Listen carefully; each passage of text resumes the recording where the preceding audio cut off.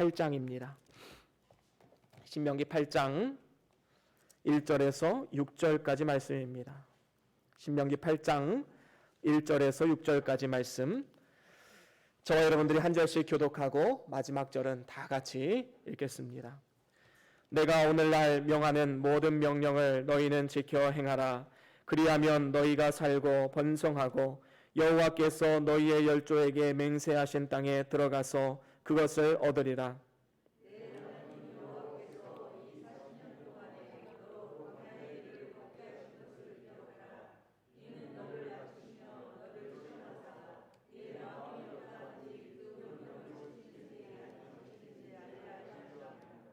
너를 낮추시며 너로 줄이게 하시며 또 너로 알지 못하며 내 열조도 알지 못하던 만나를 내게 먹이신 것은 사람이 떡으로만 사는 것이 아니요 여호와의 입에서 나오는 모든 말씀으로 사는 줄을 너로 알게 하려 하심이니라.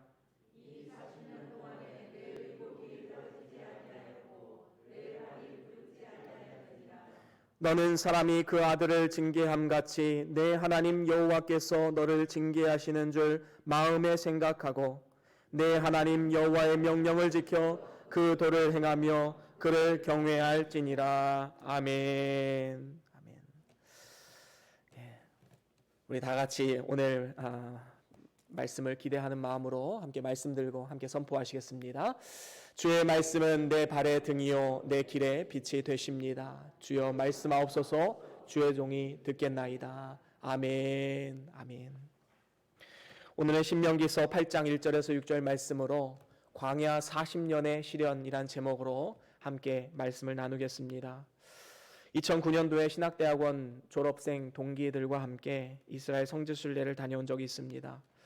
그곳에서 저는 이스라엘 백성들의 출애굽 경로를 따라서 차를 타고 이동을 했었습니다. 그 시나이 반도를 따라서 이제 차로 이동하는데 제가 그날 하루 종일 봤던 것은 이와 같은 사막 모래 언덕이었습니다. 그리고 돌산이라고 하지요. 이런 것들을 하루 종일 보게 되었습니다. 정말로 황량하고 삭막한 그러한 곳이 바로 시나이 반도이지요. 이스라엘 출애굽 경로입니다.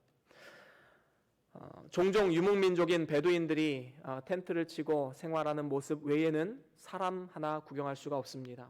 황량함 그 자체이지요. 한 번은 차를 타고 가다가 광야 한가운데 우리를 내려주었습니다.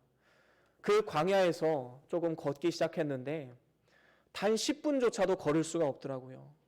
피할 수 있는 그늘이 없습니다. 정말로 너무 힘든 가운데 단 10분조차 걷지 못하고 그 자리에서 잠깐 묵상하다가 다시 버스로 돌아왔던 기억이 있습니다. 정말로 풀 한 폭이 살 수 없는 그 광야. 만약에 혼자서 그 광야에 있었다면 물도 없고 어디로 가야 할지 방향도 모르고 아마도 그 광야에서 죽을 수밖에 없었을 것입니다. 이처럼 광야는 참으로 외로운 곳입니다. 그곳에 혼자 서 있으면 하나님과 나밖에 없는 것이지요. 그 주변에 아무것도 느낄 수도 없고 볼 수도 없습니다. 그래서 이 광야에서는 하나님 앞에서 우리가 얼마나 연약한 존재인지 완전히 다 드러날 수밖에 없는 것입니다. 세상 속에서의 그리스도의 삶이 어쩌면 이 광야에서의 삶이 아닐까 생각해 보게 됩니다. 광야와도 같이 외롭고 고단한 삶이지요. 인생이라는 항해 가운데 날마다 순풍만 있는 것은 아닙니다. 때로는 역풍이 찾아오기도 하고 때로는 풍랑이 일기도 하는 것이지요. 이와 마찬가지로 인생을 살다 보면 광야와 같이 척박하고 소망이 없을 것 같은 시간을 보내야 될 때가 분명히 있습니다. 어떤 분에게는 그 광야의 문제가 건강의 문제가 될 수도 있고 또 어떤 분들은 그 광야가 재정의 문제가 될 수도 있고 또 어떤 분들은 자녀들의 문제, 어떤 분들은 인간관계의 힘듦의 문제, 또 어떤 분들은 홀로 신앙생활하면서 가정에서 아니면 회사에서 당하는 서름과 여러 가지 핍박, 이러한 것들이 있을 수 있을 것입니다. 하지만 성경을 한번 보십시오. 성경에 나오는 모든 믿음의 사람들은 반드시 이 광야의 여정을 통과한 다음에 하나님 앞에 귀하고 아름답게 쓰임받을 수 있었음을 우리는 확인할 수 있습니다. 겉으로 보기에는 철저하게 버려지고 철저하게 혼자 남겨진 것 같은 그런 마음이 들지만 그 안에서 영적인 성장이 있고 하나님과의 깊은 교제함을 누리는 축복의 시간이 바로 광야의 여정이다라고 우리는 말할 수 있는 것입니다. 엘리야를 한번 보십시오. 이세벨이 그를 죽이겠다고 위협할 때에 엘리야는 큰 위협에 처하게 되었습니다. 그래서 그는 뭐라고 말했습니까? 열왕기상 19장 4절에 보면 이렇게 말했지요. 우리 같이 한번 읽어보겠습니다. 열왕기상 19장 4절입니다. 함께 읽습니다. 시작. 스스로 광야로 들어가 하룻길쯤 행하고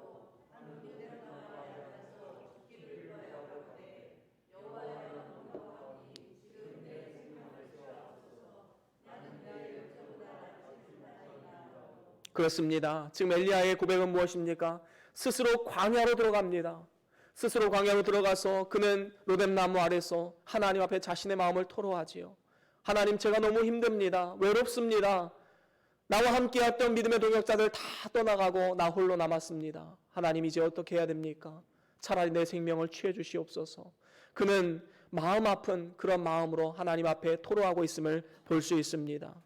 하지만 하나님께서는 그 이후에 엘리야를 긍휼히 여기시고 숯불에 구운 떡 한 덩이와 또 물병 하나를 통하여서 힘을 얻게 하시지요.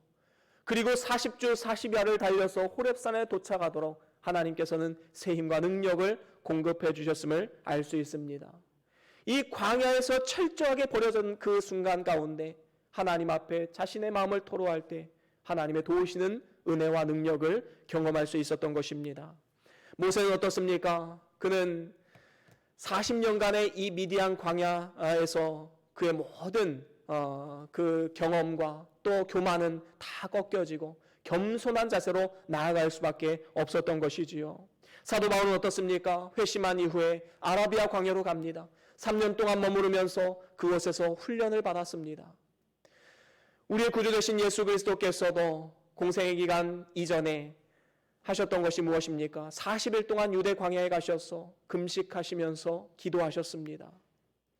이처럼 광야는 우리에게 외로움을 주고 고난을 주고 미래에 대한 두려움을 주는 곳이지만 분명한 사실은 무엇입니까? 이 광야의 시련을 통해서 우리의 믿음은 더욱더 단단해지고 하나님을 향한 굳건한 믿음의 사람으로 거듭날 수 있는 곳이 될 수 있다라는 사실입니다. 그렇습니다. 하나님께서는 이유 없이 우리에게 광야의 시련을 주시는 분이 아닙니다. 반드시 합력하여 선을 이루시고 결국에는 우리의 영적으로 유익을 주기 위해서 때로는 광야로 우리를 내모실 때가 분명히 있음을 알아야 됩니다. 그래서 저는 오늘 말씀을 통해서 여러분들과 함께 이 광야의 시련이 우리에게 주는 유익이 무엇인가, 그 유익을 우리가 밝게 깨닫는다면 때로는 정말로 죽을 것 같이 힘든 상황 가운데서도 이겨낼 수 있는 힘과 능력을 공급받을 수 있을 것입니다. 그렇다면 광야의 시련을 통해서 우리가 주는 유익이 무엇인가? 세 가지로 함께 나누어 보길 원합니다. 그 중에 첫 번째로는 낮추심으로 하나님을 찾게 하신다라는 사실입니다. 광야를 통해서 하나님 우리를 낮추십니다. 하지만 이를 통해서 하나님을 찾게 되기 때문에 우리는 유익이 되는 것이지요. 하나님을 찾을 수 있다는 것 우리에게 너무나도 큰 유익입니다. 대부분의 사람들은 인생이 내 뜻대로 잘 되고 형통하면 하나님을 찾지 않습니다. 하나님 없이도 얼마든지 성공할 수 있고 하나님 없이도 얼마든지 자녀들이 잘 되기 때문에 굳이 하나님을 찾을 이유가 없는 것이지요. 하지만 때로는 이러한 교만을 내려놓게 하시기 위해서 광야로 내모시고 그곳 가운데서 하나님을 찾게 하시는 것, 길게 보면 우리에게 너무나도 큰 은혜요 하나님의 크신 사랑의 결과다라고 우리는 볼 수 있는 것입니다. 이스라엘 백성들은 애굽에서 400년 동안 노예 생활을 하다가 하나님의 은혜로 해방을 받았지요. 그래서 출애굽하게 되어서 광야에서 이제 생활하게 됩니다. 하지만 이들은 마음 가운데 너무나도 큰 교만이 있었습니다. 그것은 하나님 앞에 선민의식이었지요. 하나님은 우리만 구원했다라는 것입니다. 하나님께서 이스라엘 민족을 선택하신 것은 열방을 축복하는 제사장 민족을 삼기 위해서 그들을 택하셨지만 그들은 하나님의 사랑과 은혜를 움켜쥐고 나누려고 하지 않았습니다. 오히려 이방 민족들을 멸시하고 그들을 계만도 못한 민족으로 취급했던 것이지요. 이러한 교만을 잠재우고자 하나님은 그들을 광야로 내모신 것입니다. 뿐만 아닙니다. 그 당시에 최고의 문명이 발달했던 애굽에서 400년 동안 생활했습니다. 그들은 이 최고의 문명을 경험했다라는 어떠한 자부심 같은 것이 있었습니다. 그래서 하나님께서는 40년의 광야의 길을 걷게 하셔서 이스라엘 백성들을 낮추시고 시험하셨던 것이지요. 하나님이 왜 시험하셨는가? 2절 말씀, 오늘 본문 2절 다시 한번 읽어볼까요? 오늘 본문 2절 함께 읽어보겠습니다. 시작. 내 하나님 여호와께서 이 40년 동안에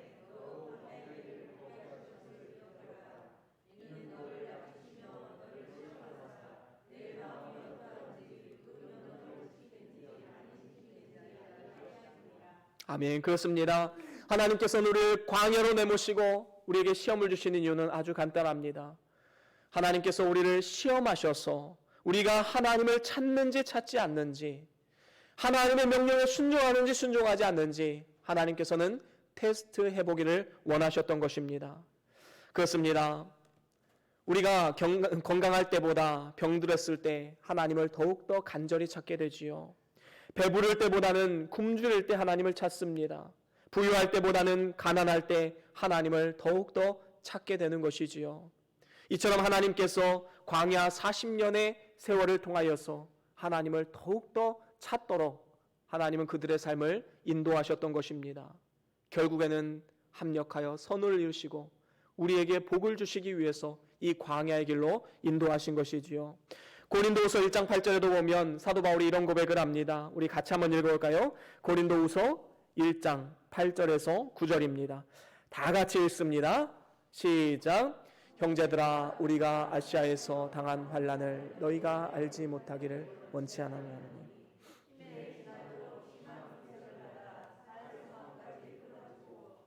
우리 마음에 사형 선고를 받은 줄 알았으니 이는 우리로 자기를 의뢰하지 말고 오직 죽은 자를 다시 살리시는 하나님만 의뢰하려 하심이라. 아멘. 그렇습니다. 사도 바울은 살 소망까지 끊어질 정도로 정말로 극심한 광야의 생활, 시련의 세월들을 보냈습니다.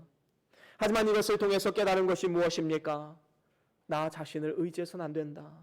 오직 죽은 자를 다시 살리시는 우리 하나님을 의지해야 한다. 오직 하나님을 바라보자. 바로 이것을 깨닫게 된 것입니다. 그렇습니다. 오늘날 우리에게 일어나는 이 코로나 바이러스 사태를 통해서 하나님께서는 우리에게 어떠한 메시지를 주고자 하시는가 우리는 반드시 깨달아야 됩니다. 물론 이번 사태를 통해서 꽁꽁 숨어있던 이 이단 신천지 사이비가 수면 위로 올라오고 또 모든 것이 만천하에 드러나는 것은 참으로 감사한 일이고 다행스러운 일인 것입니다. 하지만 이 코로나 바이러스 사태로 인해서 앞으로 우리 기독교 한국교회에도 큰 파급력이 끼치게 될 것을 우리는 생각해 보지 않을 수가 없습니다. 많은 도전과 시련이 올 것으로 예측이 됩니다. 이렇게 영상 예배에 익숙하다 보면 사람이 사실 2주 동안만 어떤 일을 하면 그것이 우리의 습관이 된다고 하지요. 이렇게 어려운 가운데 몸에 이상이 생기거나 아니면 어떤 두려운 마음이나 이런 생각이 들어서 영상으로 예배하기 시작하면 이제 앞으로 어떻게 해야 되나, 이제 조금만 문제가 생기면 그냥 영상 예배 드리는 것으로 예배를 드렸다라고 말하는 것이 아닐까라는 이러한 두려움이 찾아오게 됩니다. 지금은 어쩔 수 없는 상황이지만 이것이 길어지면 길어질수록 우리 교회나 한국교회는 큰 어려움에 빠지게 될 것입니다. 특별히 지금 주일학교 예배가 중단되어 있습니다. 이 어린아이들 한 달만 이 예배에 참석하지 않아도 부모가 교회에 잘 나오지 않는 이상은 대부분 다 떨어져 나갈 것입니다. 너무나도 안타까운 현실이지요. 이러한 현실 가운데 우리가 어떻게 해야 되느냐? 더욱더 하나님을 의지하고 바라보아야 되는 것입니다. 우리의 삶이, 우리의 신앙이 멈추지 않도록 더욱더 옷깃을 여미고 더 말씀 듣고 훈련하고 기도하는 삶에 우리는 힘써야 된다라는 것이지요. 지금은 어쩔 수 없는 상황이라는 건 다 알고 계실 것입니다. 하지만 이 사태가 끝나고 종식이 되면 우리는 길을 쓰고 다시금 예배에 힘쓰고 모이기에 힘쓰는 삶을 살아가야 될 줄로 믿습니다. 이를 위해서 우리는 흩어지면 기도하고 모이면 예배하는 이런 아름다운 초대교회 공동체를 우리는 이루어가야 될 것입니다.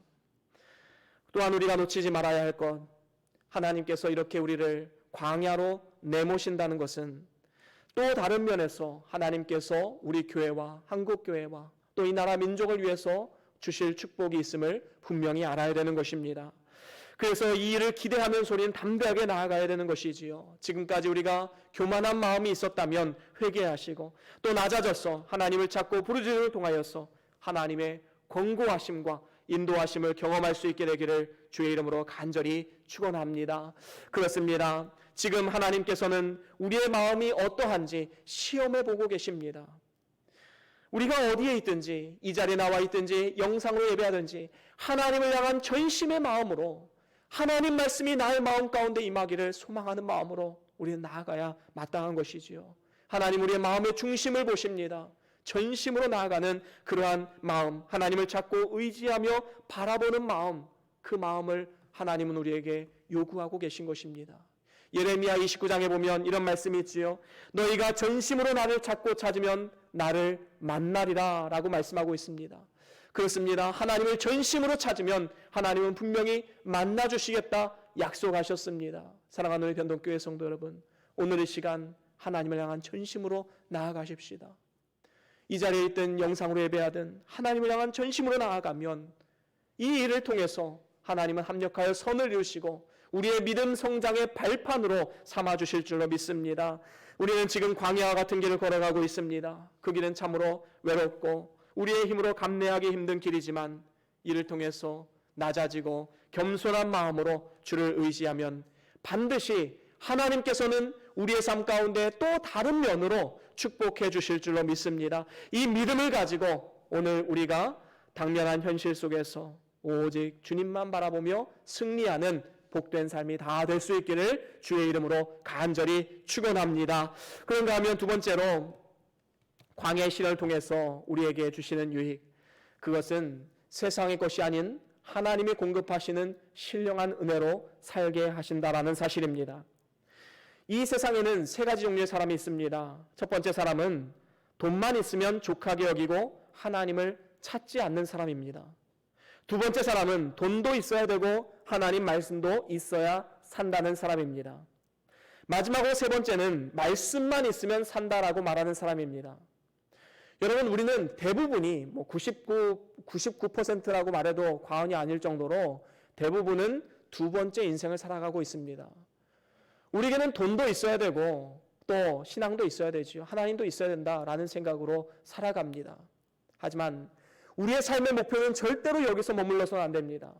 오직 하나님 한 분만 있으면 나는 살 수 있다라는 이 믿음의 목표를 가지고 우리는 살아가야 된다라는 사실이지요. 그렇습니다. 이스라엘 백성들은 광야 40년의 이 시련의 기간 동안 참으로 하나님의 은혜를 많이 받게 되었습니다. 그래서 3절에 보면 이렇게 말씀하고 있지요. 오늘 본문 말씀 3절 우리 다시 한번 읽어보겠습니다. 시작. 너를 낮추시며 너로 줄이게 하시며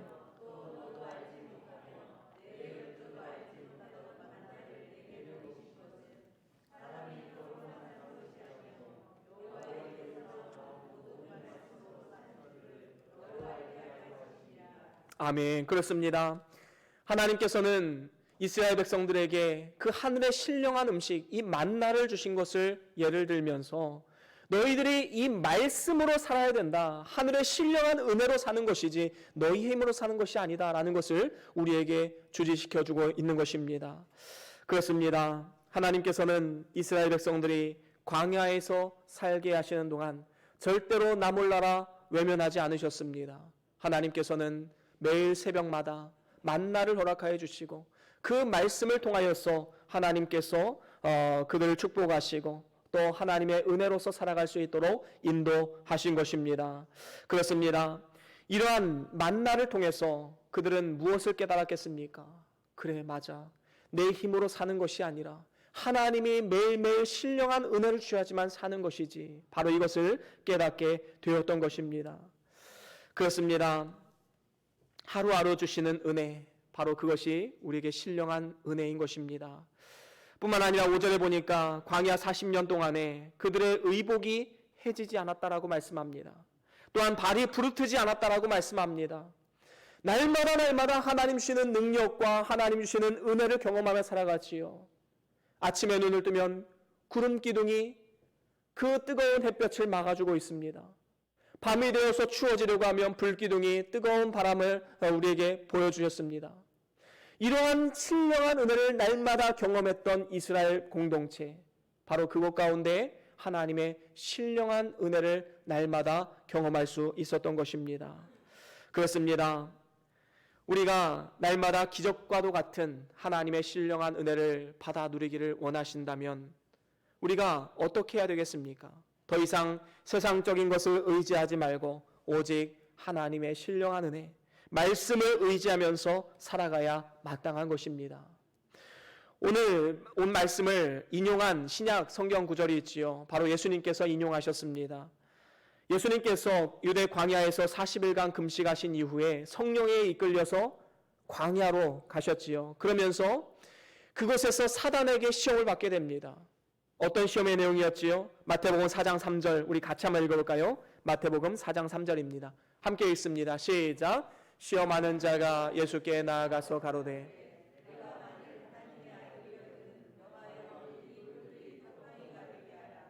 그렇습니다. 예수님께서 40일간 금식하신 것을 사단은 너무나도 잘 알고 있었습니다.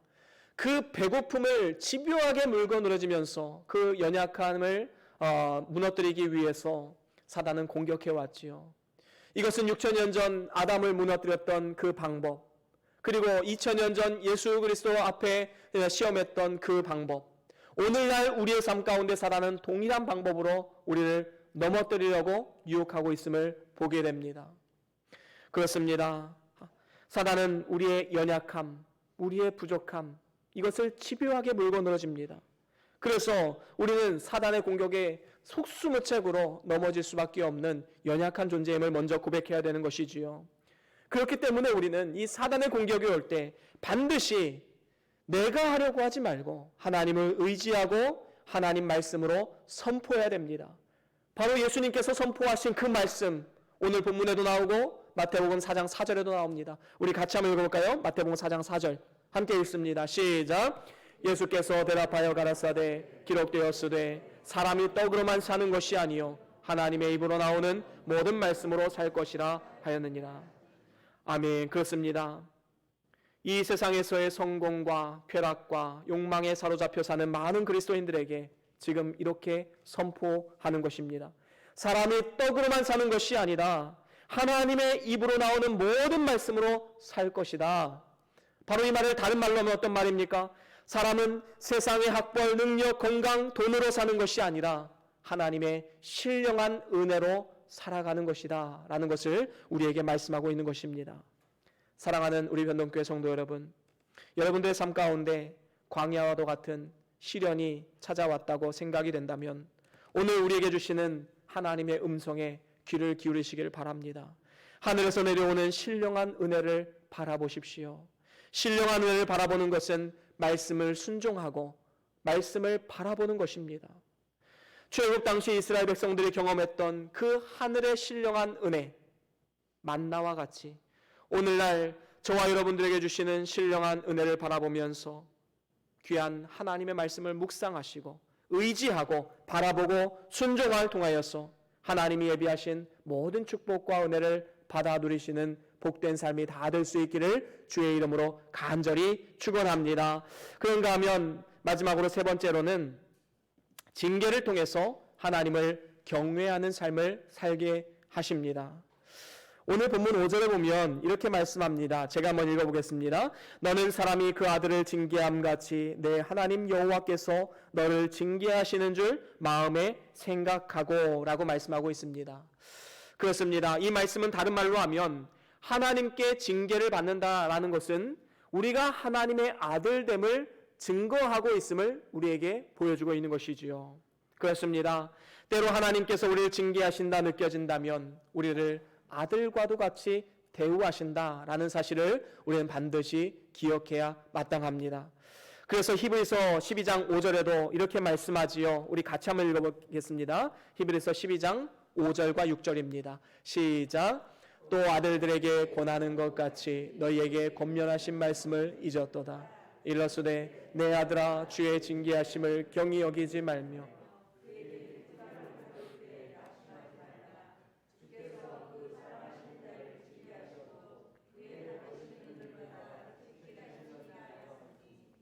아멘. 그렇습니다. 이 말씀을 언뜻 보면 우리는 잘 이해할 수가 없지요. 하나님께서 사랑하시는데 왜 그 아들들에게 징계를 하시는가? 채찍질을 드시는가? 하나님께서 우리를 정말로 사랑한다면 고난이 없는 길, 평탄한 길을 우리에게 주셔야지 마땅한 것이 아닌가라는 반문을 하게 됩니다. 하지만 우리가 분명히 알아야 될 것이 무엇입니까? 자녀들이 잘못된 길을 걸어가고 있는데 부모가 그래 잘했다, 잘했어, 그래 또 그렇게 해라, 그렇게 얘기하면 이것은 부모의 사명을 잘 감당하지 못하는 것이지요. 죄에 대해서는 따끔하게 혼을 내서 바로잡을 수 있도록 그렇게 인도해야 되는 것이 부모의 사명인 것입니다. 여러분, 영적인 암흑기였던 이 4사 시대에 어떠한 삶을 살아갔습니까? 이스라엘 백성들은 우상 숭배를 했습니다. 하나님도 섬기고 가나안 지방의 많은 우상들도 함께 섬기는 이 어리석음을 범하게 되었지요. 그럴 때마다 하나님께서는 주변의 이방 민족들을 부흥케 하셔서 이스라엘을 괴롭게 했습니다. 그리고 이 일을 통해서 이스라엘 백성들이 하나님 앞에 도와달라고 구원해달라고 부르짖으면 어김없이 사사를 세우시고 이스라엘 백성들을 구원하셨습니다. 이것이 바로 하나님의 은혜인 것이지요. 하나님을 찾고 부르짖음을 통하여서 하나님의 도우시는 은혜를 입을 수가 있는 것입니다. 다시 말하면 징계는 우리에게 때로는 약이 될 수 있다라는 것입니다. 징계를 받으면 자신의 잘못을 깨닫고 회개하고 순종하게 됩니다. 여러분, 작은 일일지라도 우리 삶 가운데 어려움이 닥치면 그것이 꼭 나의 죄 때문에 일어난 일이 아니다 할지라도 그것이 혹시 나의 죄 때문에 일어난 일이 아닌가라고 생각하고 그 죄를 고치면 우리에게 유익이 되는 것입니다. 바로 이것이 하나님이 우리를 향하신 뜻이다라는 것이지요. 그렇습니다. 오히려 마음껏 죄를 짓고 사는데 아무 징계가 없다라고 본다면 그것은 하나님의 권고가 떠난 것이고 또 성경의 표현을 빌리자면 사생하다라고 우리는 말할 수가 있는 것입니다. 이렇게 하나님의 징계를 받고 죄를 깨달아 회개한 다음에 우리는 어떻게 해야 됩니까? 이제는 말씀을 붙잡고 순종의 단계까지 나아가야 됩니다. 그래서 오늘 본문 말씀 6절에 보면 이렇게 말씀하고 있지요. 6절 말씀, 오늘 본문 6절입니다. 다 같이 읽습니다. 시작. 내 하나님 여호와의 명령을 지켜. 아멘. 그렇습니다. 광야 40년의 시련이 이스라엘 백성들에게 복이 될 수 있었던 것은 이스라엘 백성들로 하여금 말씀으로 돌아오게 해서 하나님을 두려워하는 마음을 가질 수 있게 되었기 때문인 것입니다. 그래서 결국에는 순종의 단계까지 이르게 된 것이지요. 이것이 하나님을 경외하는 삶입니다. 하나님 말씀 앞에 엎드려 순종하면서 하나님을 경외하는 마음으로 나아갈 수 있었던 것입니다. 여러분, 이스라엘 백성들이 여호수아와 함께 가나안 땅 첫 정복지가 어디였습니까? 바로 여리고성이었습니다. 이 여리고성은 난공불락의 아주 견고한 성이었습니다. 함부로 그 성을 무너뜨릴 수 없는 아주 튼튼한 성이었지요. 그런데 이 성을 정복하기에 앞서서 하나님께서는 이해할 수 없는 명령을 내리십니다. 하루에 한 바퀴씩 6일 동안 돌고 마지막 7번째 날은 7번을 돌고 마지막에 제사장들로 하여금 나팔을 불게 만드셨습니다. 여러분, 이 전쟁에 나선 이 이스라엘 백성들 정말로 이해할 수 없지요. 하나님은 왜 이런 일을 우리에게 시키시는가? 그런데 놀랍게도 이스라엘 백성들은 한마디의 불평 없이 조용한 가운데 묵묵히 이 말씀에 순종했습니다. 여러분, 이스라엘 백성들이 이렇게 순종할 수 있었던 원동력이 어디서 나왔다고 생각하십니까? 그들은 40년의 이 광야의 생활 통해서 몸으로 습득한 겁니다. 하나님의 말씀에 순종하는 것이 사는 길이다. 내 생각과 내 이성으로 이해가지 않는다 할지라도 하나님을 붙잡고 의지하면 그 길이 바로 사는 길이다. 그들은 몸으로 습득하고 경험으로 이해했던 것입니다. 그래서 묵묵히 하나님 말씀에 순종함을 통하여서 그 견고했던 여리고성이 무너지고 하나님의 말씀으로 승리할 수 있었던 것입니다. 시편 119편에도 이런 말씀이 있습니다. 우리 같이 한번 읽어보겠습니다. 시편 119편 67절입니다. 함께 읽습니다. 시작. 고난당하기 전에는 내가 그릇 행하였더니 이제는 주의 말씀을 지키나이다. 아멘. 그렇습니다. 고난당하기 전에는 내가 그릇 행하였습니다. 하지만 이 고난을 통해서 이제는 내가 주의 말씀을 지키기로 결단했습니다. 고난을 통해서 우리에게 주시는 유익입니다. 쭉 내려가서 71절에 또한 이렇게 말씀합니다. 시작. 고난당한 것이 내게 유익이라. 이로 인하여 내가 주의 율례를 배우게 되었나이다. 아멘. 그렇습니다. 고난당한 것이 내게 유익이다 라고 말씀하고 있습니다. 이를 통해서 주의 율례, 하나님의 뜻, 하나님의 말씀에 우리가 들어 응답하는 그런 축복된 삶을 살아갈 수 있게 된 것입니다. 우리의 삶에는 늘 꽃길만 있는 것은 아닙니다. 우리 모두가 꽃길만 걷기를 기도하며 또 하나님 앞에 나아가지만 때로는 하나님의 뜻이 있기 때문에 우리를 광야의 길로 인도하실 때도 분명히 있음을 알아야 되는 것입니다. 지금 우리나라 한국교회는 참으로 많은 어려움에 봉착해 있습니다. 그럴 때마다 우리는 꼭 기억해야 됩니다. 하나님 말씀으로 돌아가자. 하나님을 경외하자. 하나님을 두려워하는 마음으로 순종하는 것이 사는 길이다. 우리는 믿음으로 담대하게 나아가야 할 것입니다. 이제 말씀을 마무리합니다.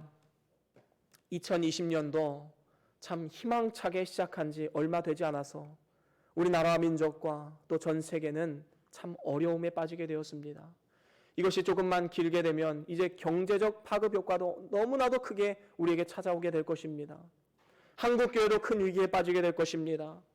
하지만 이스라엘 백성들이 광야 40년의 시련을 겪고 결국에는 가나안 땅에 들어갔던 것처럼 사실 우리의 삶에 시련이 오는 것은 이상한 일이 아니라 우리에게 합력하여 선을 이루시고 복을 주시기 위한 하나의 방편으로 우리는 이해해야 마땅한 것입니다. 오히려 우리에게 복을 주시기 위한 하나님의 은혜가 있음을 분명히 깨달아야 합니다. 이러한 시련을 잘 이겨내을 통해서 하나님께서 예비하신 복과 은혜가 우리에게 임하게 되는 것입니다. 이 시련의 유익은 우리가 세 가지로 함께 나누었지요. 첫 번째로는 무엇이었습니까? 낮추심으로, 그렇습니다. 낮추시게 하십니다. 그래서 하나님을 찾게 하시는 것, 바로 이것이 우리에게 큰 영적인 유익인 것입니다. 두 번째는 무엇입니까? 그렇습니다. 날마다 공급하시는 이 만나와 같은 신령한 은혜를 우리가 받아 누릴 수 있는 축복된 자리로 인도하시는 것입니다. 세 번째는 무엇입니까? 그렇습니다. 하나님의 자녀라면 반드시 징계하신다. 우리는 이 전제를 가지고 나아가야 됩니다. 이를 통해서 우리는 하나님을 경외하게 되고 두렵고 떨리는 마음으로 주의 말씀에 순종하면 하나님께서 예비하신 모든 축복과 은혜를 받아 누리게 될 줄로 믿습니다. 저와 여러분들이 이 어려운 이 광야의 시련들을 잘 지켜서 또 믿음으로 행함을 통하여서 이 모든 것이 합력하여 선을 이루게 하시고 또 영원한 복과 은혜를 주시기를 원하는 하나님의 뜻을 밝히 깨달아서 믿음으로 담대하게 나아감을 통하여서 최후 승리를 쟁취하시는 저와 여러분들의 복된 삶이 다 될 수 있기를 주의 이름으로 간절히 축원합니다. 우리 다 같이 오늘 받은 말씀 기억하시면서 잠깐 동안 기도하시겠습니다. 어떠한 말씀이 여러분들에게 임하셨습니까? 또한 어떠한 마음의 결단이 생기셨습니까? 하나님의 은혜입니다. 하나님의 신령한 은혜입니다. 그 말씀 붙잡고 이 시간 결단하면서 잠깐 동안 기도하시겠습니다. 주여.